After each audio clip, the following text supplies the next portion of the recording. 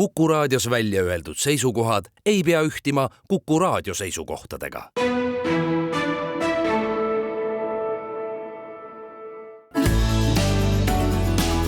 Keskpäevatund.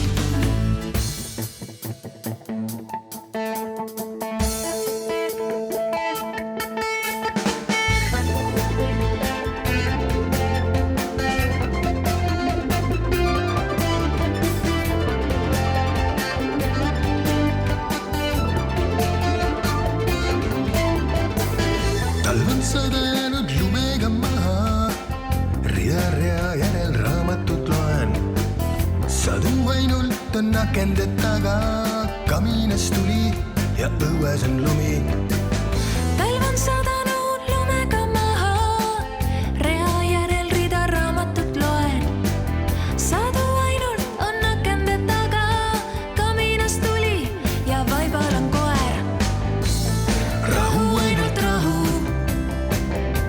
sadu ainult sadu. Rahu ainult rahu, sadu ainult sadu. Villases kampsunis tüdruk on kodus, ootab mu kõnet, kassikas üles. Väljas on lumi ja siin on nii õdus, tõusta ei taha, tõesti ma üles.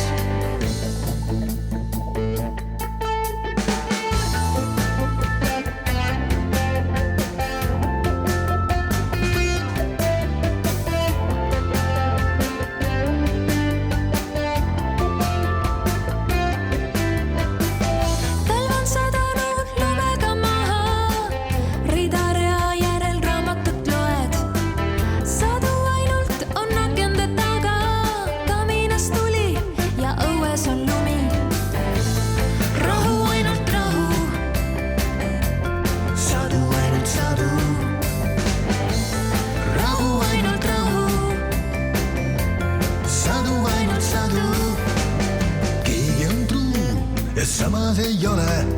Keegi on armunud ja lõpus on surnud. Keegi loeb luuletust, keegi teeb raha. Naised on kaunid, kuid mehed ei taha. Nad ootavad sõda ja otsivad mõtet. Elule endale, kõigile katet. Naised on kaunid, kuid mehed ei taha. Enne kui pole nüüd tapetud maha. Rahu ainult rahu, sadu ainult sadu. Rahu ainult rahu, sadu ainult sadu. Rahu ainult rahu,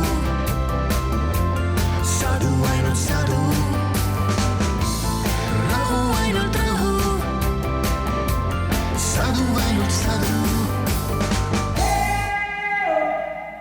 Hommista Taliman, Talimi banaana. Uudiseid koduvabariigist. Tere, siin Keskpäevatund ja Kuku Raadio, Tallinna stuudios Ainar Ruussaar, Indrek Riikuja ja Priit Hõbemägi esines. Ansambel Sõpruse puiestee ja Merile Varik Rahu, ainult rahu ja see sõnum sobib tänasesse jõulude aega suurepäraselt. Pühade ajal teevad kogudused ja kirikud head koduta ja vähe kindlustatud inimestele. Sõitsin täna laupäeval 11:30 paiku mööda Oleviste kirikust, kus oli juba suur hulk inimesi ootavas. Tänavu juba 25. korda toimub seal kontsert jumalateenistus. Külalised saavad toidupakid, esinevad tippmuusikud, seekord Olevistes näiteks Karoliina ja Hans-Christian Aavik, Reet Linna ja Oleviste muusikud. Väga nimekad ettevõtjad on pannud välja päris palju raha, et kõigile nendele inimestele toidupakke, maiustusi ja toiduaineid varuda ja see on üks selline asi, mis jõuludega väga hästi kokku sobib ja loomulikult mitte ainult Oleviste, aga ka paljud muud kogudused ja kirikud üle Eesti teevad seda. Aga mina seevastu käisin eile pärastlõunal mööda Tallinna vanalinna ringi, seesama Oleviste kiriku uksed olid kinni, samamoodi olid paljude teiste kirikute uksed kinni, et said minna Vene õigeusu kirikusse, said minna ka katoliku kirikusse ja tegelikult see oli natukene austus hämmastav, et millal siis veel peaksid olema kirikute uksed kõigile huvilistele valla ja soovitavalt ilma 5-eurose pileti hinnata, nagu näiteks Toomkirikussa, sa maksma pead, kui mitte kallil jõulude ajal, kui mulle meeles Jaak Aus vist tõi välja, et kas 60% Kaarli kiriku külastajatest käib seal sisuliselt nagu jõulunädalal või ütleme siis jämedalt detsembrikuus. Ja see oli natuke üllatav, et vanalinn on täis kohalikke inimesi, on täis turiste. Nad saavad osta 8 eurost glögi Raekoja platsilt, aga kui tahad natuke nagu vaimu ja hinge eest hoolitseda, siis jäid jänni. Jah, käin iga päev vanalinnas ja käisin üleeile pikemalt vanalinnas ja mis mind üllatas, oli see, et ka muuseumid vanalinnas olid kinni, et tõepoolest meremuuseum oli näiteks lahti, kuhu ma tõepoolest jalutasin ja nautisin. Vanalinna tänavad on rahvast täis ja Tallinna jõuluturg on ilmselt ikkagi Euroopa kõige vägevam. Seda peab küll ütlema ja sattusin ka sinna motomeeste kontserdile 24. õhtul, et see oli äge rokk. No nii, paistab, et jõulude ajal siis kuskil elu käib, kuskil ei käi, aga eks see elu niimoodi on, et õpime sellest, mis ei ole nii hästi läinud ja teeme järgmine kord kindlasti paremini. Loodetavasti järgmistel aastatel inimesed leiavad siis avatud uksed eest nii paljudest muuseumitest kui ka paljudest kirikutest, aga meie selle saate plaan oli siis põhimõtteliselt selline, et me räägiksime mööduva aasta olulisematest teemadest ja olulisematest asjadest siin Eestis. Natukene võib-olla ulatub see väljapoole Eestit, aga minu pilgu läbi on kõige olulisem see, mis toimus siis nii-öelda selle tegevuse apoteoosina siis oktoobrikuus, need on kohalikud valimised, aga tegelikult see kohalikele valimistele eelnenud tegevus algas juba palju varem ja see algas seadusandluse kohendamisest, siis täpsustas seda, kes üldse võivad Eesti Vabariigis kohalikel omavalitsuste valimistel valida ja me ju teame ja mäletame seda väga hästi, et aastad on pikalt arutatud selle üle, et kes tohib ja kes ei tohi ja kas need, kes ei ole viitsinud siin 30 aastat Eesti Vabariigis elades selle aja jooksul ära õppida eesti keelt ega tegeleda sellega, et saada endale Eesti Vabariigi kodakondsus, aga sellest hoolimata leiavad, et neil on täielik õigus valida kohalikke omavalitsusi ja siis volikogusid ja oleme kuulnud ka kõrgetelt riigiametnikelt selliseid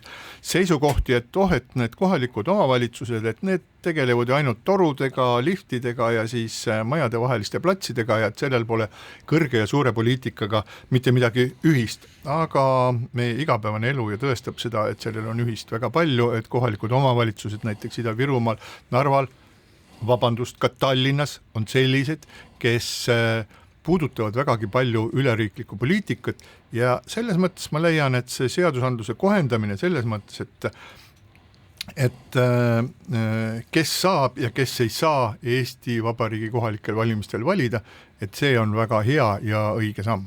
No, absoluutselt ja muidugi sa jõuad sotsideni, eks ole, kes märtsis visati valitsusest välja ja kes tegelikult on selle valimisõigusega ka rinda pistnud selles mõttes, et nemad ei soovi seda väga palju leevendada. Mina isiklikult olen küll seda meelt, et Euroopa Liidu kodanikud ja ainult Euroopa Liidu kodanikud peaksid saama valida ja alaliselt siin elavad peaksid saama valida kohalikke omavalitsusi ja that's it, nii on. Kõik. Paljud inimesed ei ole sinuga nõus muidugi, kui sa ütled, et sai alguse palju varem valimisseaduse muutmisega, et see muudatus jäi ikkagi väga viimasele hetkele ja ühest küljest on väga positiivne, et see lõpuks ometi ära tehti.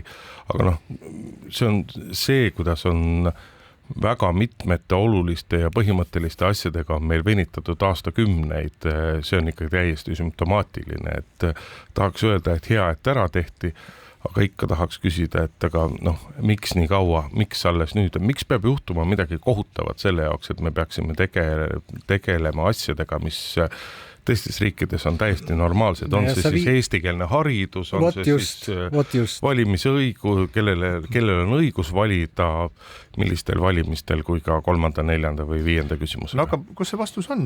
See vastus on ju Keskerakonnas, et me ju, kui me vaatame Eesti poliitikale tagasi, siis me näeme ühte suurt jõudu, mis pidevalt võitles selle eest, millel oli siis tugev positsioon nii Tallinnas kui siis kõikides nendes piirkondades, kus oli mitte eestikeelseid inimesi, kes pidevalt võitles selle eest, et ei oleks võimalik nihutada seadusandlus sinnapoole, et saaksid tehtud need kõige olulisemad asjad, et koolid oleksid eestikeelsed, et ei oleks kahekordset koolisüsteemi ja et mittekodanikud saaksid valida. Ma ei ole sinuga päris nõus, kui me vaatame nüüd tagasi viimasele 30 aastale, siis kui palju on neid aastaid, kui on riigi tasemel võimul olnud Keskerakond ja kõik need on, räägime me siis valimisõigusest, räägime me eestikeelsest haridusest, need on üleriiklised küsimused, need on Riigikogu ja valitsuse küsimused.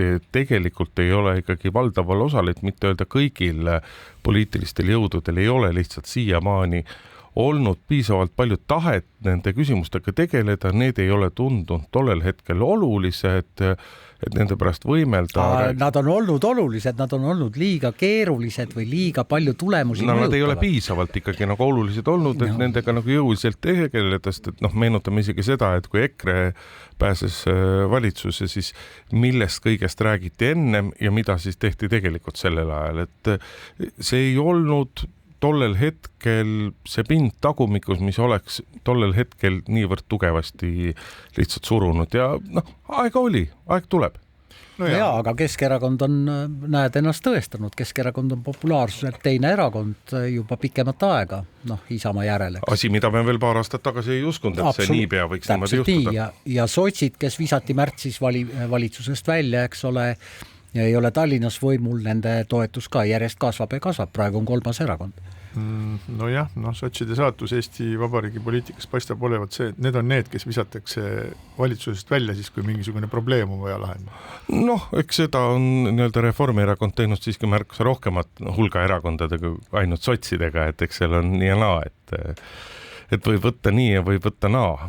Kahtlemata. Aga nüüd, kui me jõuame selle ettevalmistuse juurest, siis kohalike omavalitsuste valimisteni, siis need ühest küljest näitasid need selgelt siis olemasolevate poliitiliste jõudude omavahelist sellist nagu jõukatsumise tulemust, aga teisest küljest ei olnud need ju midagi muud kui ettevalmistused siis 2027. aasta Riigikogu valimisteks, et see, mis on nüüd, mida me oleme selle mööduva aasta jooksul näinud, me oleme näinud seda, kuidas Reformierakond on edukalt maha mänginud selle suure edu, mida nad said viimastel 2023. aasta Riigikogu valimistel, kus nad tõepoolest said nii palju hääli, et valitse kas või üksinda, päris üksinda ei saanud, võtsid endale Eesti 200 kampa ja sotsid, kellest siis hiljem vabanesid ja Eesti 200 tegeleb edukalt sellega, et iseendast vabaneda, ehk et midagi, kuigi palju neid seal rääkivad, ei ole neid endid järgi ega saa rääkida ka nende siis populaarsusest, aga põhimõtteliselt nende suure tõenäosusega ma arvan, et nende kohalike omavalitsuste valimiste tulemusena me võime ennustada ette seda, mis hakkab toimuma siis 2027. aasta parlamendivalimistel ja millised poliitilised erakonnad hakkavad Eestit valitsema ja millised saavad need ideed olema, millega Eestit valitsema hakatakse. No jaa, vaata see pärast kohalike omavalitsuse valimiste tulemusi ja ka Reformierakonna madalat reitingut on ju järgmine aasta tegelikult täiesti muudatuslik, kui me mõtleme sellele, millega algas lõppev aasta ja millega algab järgmine aasta. Maksuküür kaob, tulumaksumäär ei tõuse, mootorsõiduki maksule on tehtud väga palju muudatusi, leevendusi, kaughasartmängu maksumäär, ilmselt see meie saate kuulajaid paljusid ei puuduta, ka muutub, eks ole, ehk neid muudatusi tegelikult on ju väga palju, mida just nimelt Reformierakond on nüüd ette võtnud, mida veel aasta tagasi. Aga miks nad on seda teinud? Minu meelest see on lihtsalt, see on nagu kaks otsa sellel asjal. Ühest küljest mulle väga meeldib, kui rahva hääl mõjutab siis valitsejate otsuseid, et see on väga nice, mulle meeldib, see on tsiviliseeritud värk, aga teisest küljest me oleme nagu näinud seda, et valitsus tunneb ennast nii nõrgalt, et iga pisikene promill sellest nende reitingust on neile nii oluline, et hetkel, kui nad tabavad ära, et mingisugune otsus võib neilt natukene jupikese taas populaarsust ära höövelda, siis nad tõstavad käed üles, et okei, me ei mõelnudki tegelikult seda päris tõsiselt, aga tõmbame selle tagasi.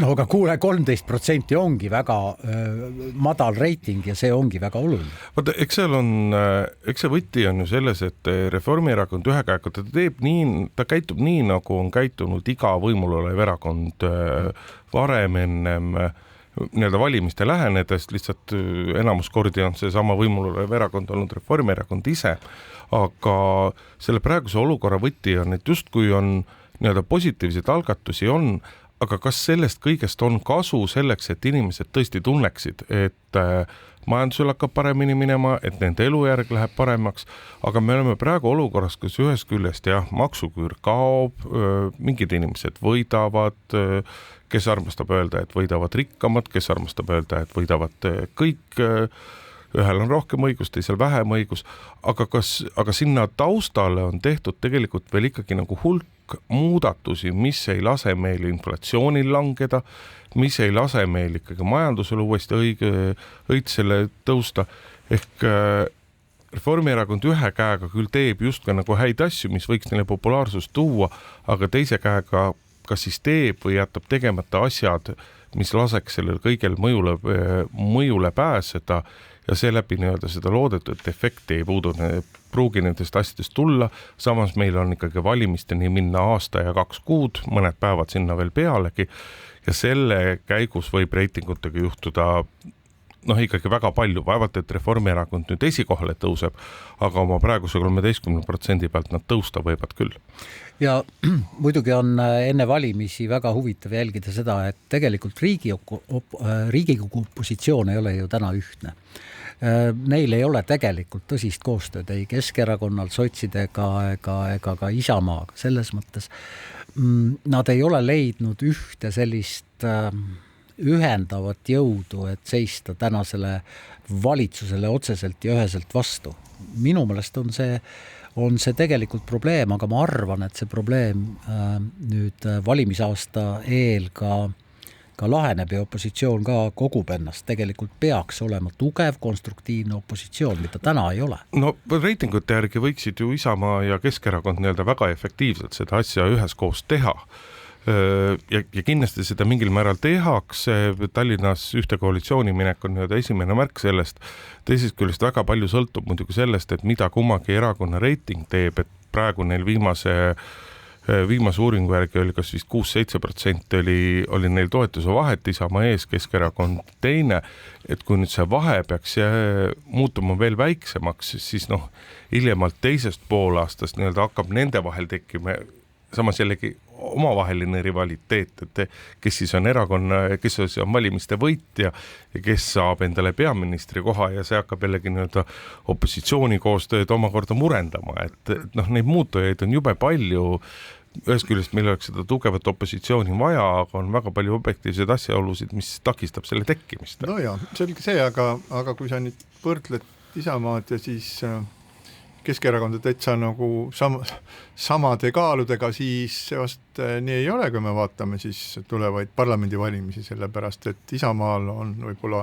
Eesti parim siis organisatsioon üle terve Eesti siis valdades ja Keskerakonnal on tugev siis nagu jalajälg siiski ainult Ida-Virumaal ja Tallinnas, et need on hästi-hästi erinevad.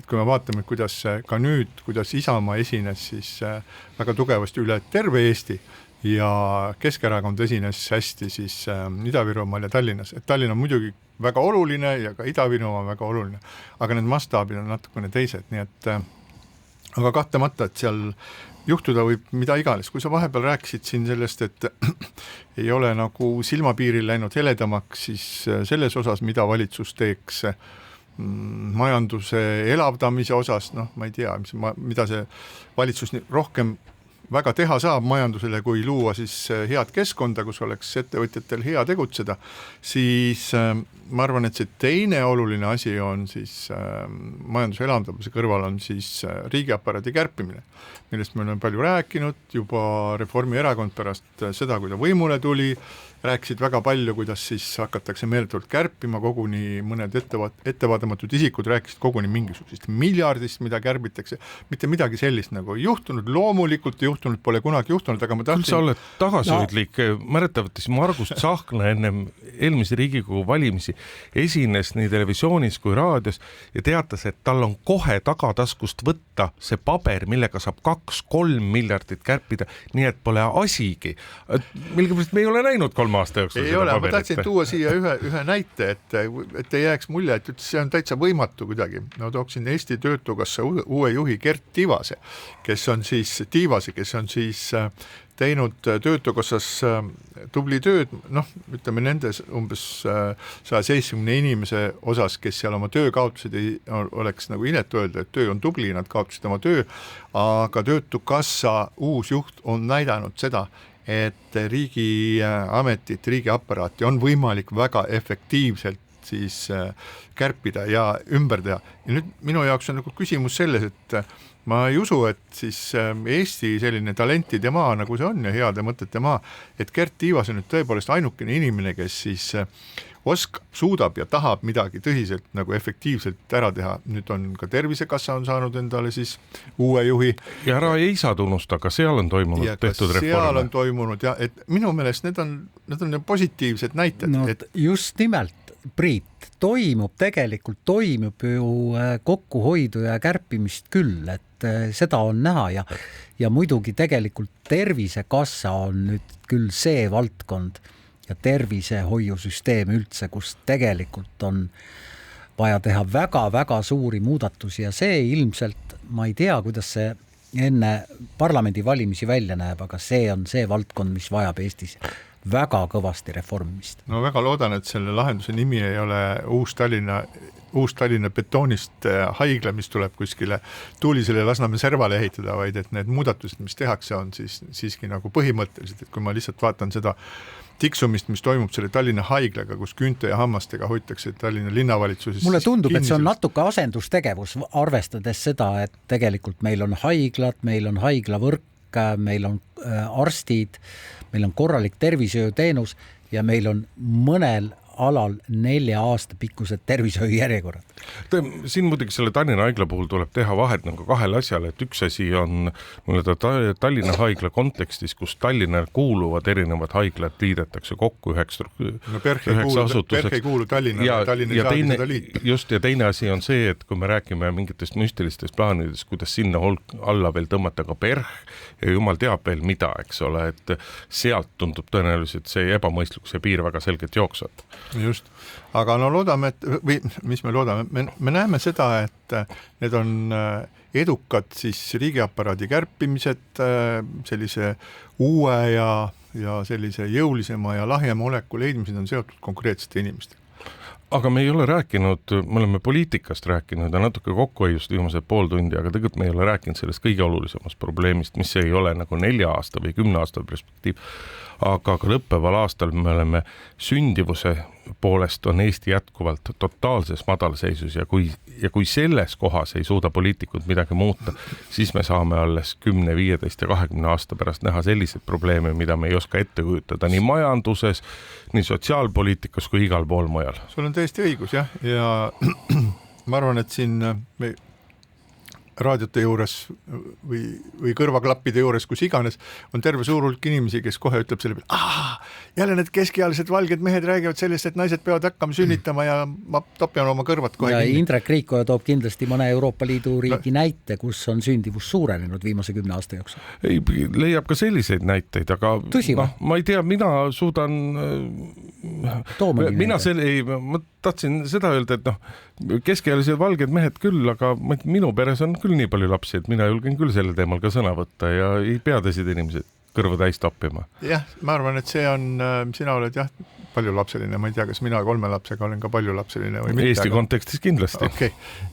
Aga mina 3 lapseline. Ja, et ühesõnaga me võime siin tõesti võime rääkida ühesõnaga, et teod räägivad meie... Ma olen vanaisa ka. Ja just, et teod räägivad nende eest, et ma arvan, et see see teema on Eestis ta on üsna selline põletikuline, ta on ka mingisuguse kultuurisõja selliste elementidega, et kui keegi sellest hakkab rääkima, siis kõigepealt vaadatakse, mis soost ta on, mis värvi on tema nahk ja kui oleksid noored tumedanahalised mehed, ma ei tea, kas neil oleks nagu rohkem õigust sellest rääkida, aga ma ei taha nagu ironiseerida sel teemal, see teema on väga oluline ja kõikidel nendel, kes sel teemal räägivad, nendel on omad mingisugused positsioonid.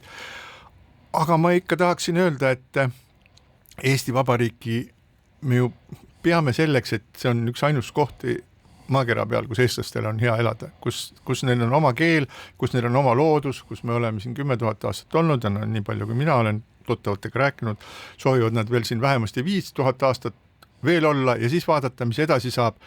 Et kui inimesi ei ole, siis pole ka seda Eestimaad. Et Eesti on keel, see on kultuur, see on see koht ja see teebki Eesti rahva. Et kui Saaremaal on mõni tumedanahaline poiss, kes on õppinud esimesest eluaastast alates eesti keelt, siis minu jaoks on tema ka eestlane. Minu jaoks ei ole probleem, kui nii-öelda rahvastiku kasvu puudutavaid otsuseid teevad poliitikas ainult naisterahvad. Minu jaoks on see tõesti fine, aga kui ma viimasele naispeaministrile mõtlen, siis ka tema ei tahtnud selle teemaga väga tegeleda. Kuidas saab ikkagi poliitiliselt mõjutada rahvastiku kasvu, see on minu jaoks täiesti suur küsimärk. No meil on tehtud Sündivus oli 88, 89, 90 palju kõrgem Eestis kui praegu. Saia ei olnud poes saada ja inimesed sünnitasid lapsi, sest Eesti oli tähtis. Aga meil on terve ports lugupeetud teadlasi, kes on teinud üsna arvestataval määral erinevaid analüüse, erinevaid uuringuid, kus tuuakse välja neid erinevaid meetodeid, kuidas riik saab nii-öelda sündivuse kasvu toetada. Loomulikult riik ei saa panna ja me ei saa kedagi panna nii-öelda sundkorras sünnitama. Aga keegi ei tahagi seda teha. Aga on hulk tarku inimesi, teadlasi, valdavalt kusjuures õnneks või kahjuks naisteadlasi, kes on sellel teemal nii-öelda tööd teinud, vaeva näinud ja kes on neid meetodeid ka välja pakkunud, et poliitikutel tuleb sellega lihtsalt hakata tegelema, et erinevad meetodid on üles leitud. Jah, siin on, tõsi on ka see, mis Ainar ütles, et arenenud riikides ongi halvasti sündivusega, mis arenenud riikides, ka hiiglaslikes riikides nagu Hiina on, rääkimata Venemaast, on juba halvasti sündivusega. Nii et see on globaalne probleem, et kuskil rahvastiku kasv lõpeb, globaalne rahvastiku kasv lõpeb mingi aja pärast enne 2100 aastat ja siis algab vähenemine, aga kui me räägime väiksest Eestist, siis Eestis on olnud palju vähem inimesi kui praegu on. Et Eestis ei pea olema võib-olla 2 miljonit, nagu kunagi unistas Päts ja nagu kunagi unistas ka Margus. Ja aga me ei taha ka põhjasõja järgset aega. Ei, seda võib-olla ka mitte, et me võime muidugi unistada sellest, et tehisintellekt aitab meil väga palju tööd ära teha ja me istume siin, oleme nutikad ja armsad ja nunnud oma kenas riigis, aga kui me vaatame nii-öelda reaalsusele näkku ja vaatame demograafiale näkku, siis on seal 2 erinevat aspekti. Üks on see, mida ma soovin kõigil vaadata, et kui me tahame teada, kui palju lapsi sünnib Eestis millisel ajal, siis võtke Statistikaameti leheküljelt lahti nii-öelda Eesti demograafiline puu, kus on näha, kui palju millises vanuses inimesi Eestis on. Ja sette näete täpselt, et kui vanad on need naisterahvad, kes hakkavad sünnitama ja kui palju neid on. Ja see ongi selline matemaatiline paratamatus, et kõik need lapsed sa saad välja arvutada selle pealt, kui palju on neid inimesi, kes neid lapsi hakkavad sünnitama. See on üks asi. Ehk et ühest küljest on küll matemaatika ja teine pool on X-faktor, millest me ei tea midagi. Sellepärast, et demograafia on selline asi, kus juhtub kummalisi asju, kus isegi siis, kui ei ole mingit lootust, hakkab sündima väga palju lapsi ja neid asju me ei oska ette näha. Ja siin on aeg pidada väike paus.